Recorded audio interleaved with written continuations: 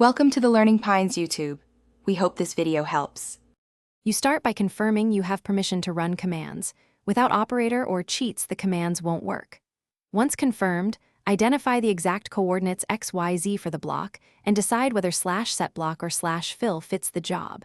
Then type the first command, /setBlock XYZ Minecraft, stone, or a chosen ID. Explain why. /setBlock changes a single block immediately, so it's the fastest way to replace one block precisely. Once done with the basic replace, refine the action using modes and states. For example, append replace, destroy, or keep to control behavior. Use block states to target specific variants, like wood types or orientations, which matters for visual and mechanical results. Make sure to use relative coordinates ~1 when replacing adjacent blocks, and combine execute with /@ to run commands from other entities' positions. This gives you precision and avoids accidental overwrites.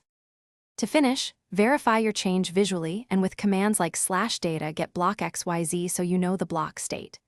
If something went wrong, undo quickly by reissuing /setBlock to the previous ID or use server rollback tools for larger mistakes.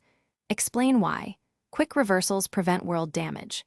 If commands fail, check for typos in ID, confirm operator status, and remember coordinate offsets. One wrong digit changes the target. This single troubleshooting tip solves most issues. Thanks for watching. Consider subscribing if we helped you.